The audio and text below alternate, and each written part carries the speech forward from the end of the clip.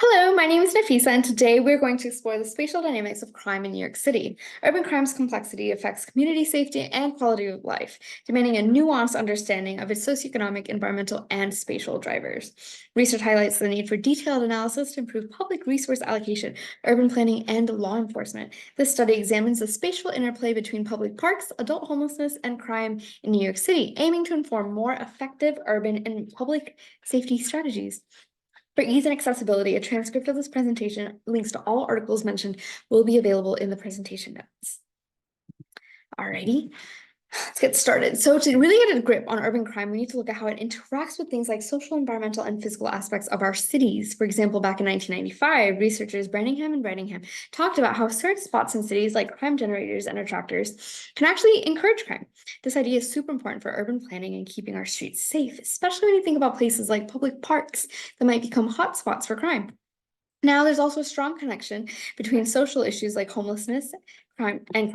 Studies like the one by Fisher and the others in 2008 show that homelessness, mental health, and crime are all tangled up together, painting a complex picture of how low socioeconomic status can lead to more criminal behavior, particularly in crowded urban areas. This makes it clear why we need to understand what's happening around homeless shelters, how they impact local crime. It's not just about dealing with the crime we see, but really getting to the heart of the problem. Plus, with tools like spatial analysis, researchers can now zoom in on crime hotspots and figure out patterns of where and why crime happens. This was highlighted by Sampson, Raudenbosch, and Earls in 1997 when they showed how community efforts can really help in fighting crime. Using GIS and other tech, we can track crime, see how well our urban design is working to reduce crime, and help policymakers and cops come up with strategies that prevent crime before it even starts. This kind of detailed mapping and analysis is crucial for making our communities safer, improving the quality of life for everyone. So my original research questions, compared to the ones listed here, refer to states of public parks. According to an article written by Andrew Morocco regarding accessibility to public restrooms and the homeless in Manhattan, the state and funding of a public park is directly correlated with the presence of public restrooms. Data retrieved from open source New York City included access to public restrooms at public parks, and thereby I had to revise my research questions. You can pause the video here and read my revised research questions before continuing. So open source New York City also included a great deal of information and data on crimes from 2017 to 2023, but I had to narrow down my research somehow. I decided to select the most prevalent and least prevalent crimes based on the malleability of data to assess. Crime data itself came from a complaint database that I filtered out to include only crimes that were fully completed, as opposed to attempted or assumed. So this data set included detailed information of crime incidents across the city, categorized by type, location, date, and time. And so the study adopts a threefold methodological approach. Initially, geospatial data preparation involved accurate geocoding of crime incidents and integration with the state public parks in the vicinity and adult homelessness data to then find visual correlations and hotspots of crime. Based on the summary chart of crime prevalence per borough, I chose to focus my research and study the relationships between the public parks and homelessness and the following crimes: criminal trespass, arson, possession of stolen property, and rape. Additionally, I looked at the relationship between criminal mischief, dangerous drugs, also known as possession of controlled substances, robbery, and felony assaults, and the location thereby of the adult homeless drop-in centers. So this map shows the boundaries of each of the 5 boroughs in New York City, the total homeless total population in each, and the location of the only adult homeless drop-in centers in the city.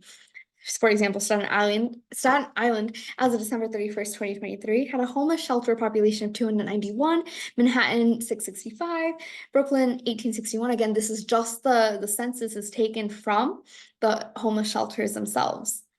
And Bronx had 2,294 population, and Queens had a total homeless shelter population of 6,616. Now, despite Queens having the largest homeless shelter population in 2023, Manhattan still has the largest number of drop-in centers.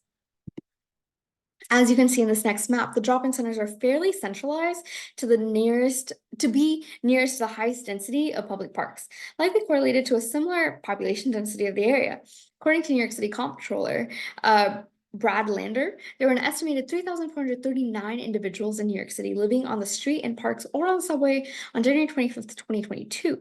However, this number is believed to be largely an underestimation. 2022 and 2023 saw large multi-sector attempts at making a dent on the a homelessness problem. But the results were abysmal, with less than 4% of homeless personnel that were rerouted to shelters from the parks remaining in the shelters for longer than 1 day. It's really sad. In this next map, I use Morocco's distinction for the state of public parks by separating the parks with public restrooms from the parks without, as of 2023 data. The data for this was provided by the Parks Inspection Program of New York City. This park distinction plays an important role in the next few slides. Here, I overlaid the locations of the public parks with public restrooms, overtop the location of the arson incidents on the left side, as you see. And then on the right side, I did a color blend to show the overlaps. As you can see, there's a substantial amount of overlap between the 2 points of data. Back in 2022, there were a series of fires set in New York City Central Park amongst many other parks in New York City, and might be an ongoing trend to be a hotspot for this type of crime. For this map, I did not do a color blend because there were not enough data points for it to look any different. However, you can see a slight correlation is there. Also, due to the number and location of the incidents, I overlaid the incidents of rape over top the locations of public parks with public restrooms instead of the other way around, so that the incidents would be visible. From this map and the previous map, there is correlation between the crimes of arson and rape and then the presence of public restrooms in public parks in New York City. Speaking of parks and rape, in June of 2022, there was a shocking incident of a rape of a Bronx woman in a local nearby park in broad daylight, as well as the historical story we all know, the Central Park 5 in the late 1980s. Might be an ongoing trend there as well. However, as you can see from the maps here, the correlation between incidents of possession of stolen property lies with all the public parks, not just the ones with access to public restrooms. Originally, I'd overlaid the incidents on top of the public parks with public restrooms. However, there were far more locations of incidents than there were parks, it seemed. So I decided to try to overlay the incidents on top of all the parks, and it seemed a much better match. Likewise, the incidence of criminal trespass had a similar trend. Even more closely correlated than the incidence of possession of stolen property, the incidence of criminal trespass almost exactly correlates with the locations of all the public parks in New York City. This is likely a direct result of New York City's park regulations, including a curfew for public parks. Despite a lack of gates, according to the rules, persons may enter and use the parks from anywhere from 6 a.m. until 1 a.m., unless other open hours are posted. And all in all, this is an incredibly harmful sentiment to the homeless population of New York City, which brings on a whole slew of other problems. Now I'm going to flip through the next 4 maps really quickly and then come back so we can discuss. So there's this one, this one, this one, and this one. Okay, now going back. So a common trend we can see between these 4 maps is that high densities of crime is very close in proximity to the homeless drop-in centers, specifically in Manhattan. Criminal mischief itself is particularly high in Manhattan and some parts of the Bronx. The homeless drop-in centers don't have much correlation with the highest densities of felony assaults, but they still correlate with higher densities, especially in Brooklyn and the Bronx. The drop-in centers in Manhattan are very close to the highest density of possession of controlled substances, and likewise within a few miles in the Bronx. Now, robbery incidents correlate greatly with the location of the homeless drop-in centers in Manhattan, the Bronx, and Brooklyn. Now, it's just speculation, but if there was some sort of population analysis that went into determining the locations of the homeless drop-in centers in New York City, which I'm sure there was, it definitely correlates to these crime rates, as well as the location of public parks, leading to a conclusion that roughly correlates heavily the homeless population, location of public parks, and crime rates. All right, so let's talk about the limitations of the study.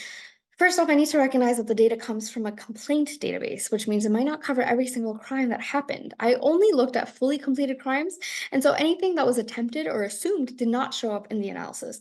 This could give us a bit of a skewed picture of what's really going on.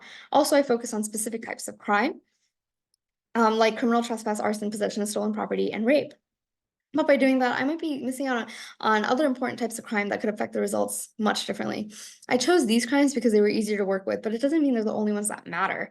Plus, we're just looking at a few factors like public parks, homelessness, and crime. There's a whole bunch of other stuff that could be influencing crime rates, like economic inequality, cultural factors, or even how the police do their job. Ignoring these factors might not give us the full picture of what's going on. Finally, my way of analyzing the data might have its own issues. I could be missing out on patterns in the data, making assumptions that aren't quite right. It's important to keep these limitations in mind when interpreting the results. So in conclusion, the study sheds light on the intricate interplay between public parks, adult homelessness, and crime in New York City. By examining the spatial relationships and patterns of crime incidents, the study underscores the importance of considering socioeconomic, environmental, and spatial factors in urban crime analysis.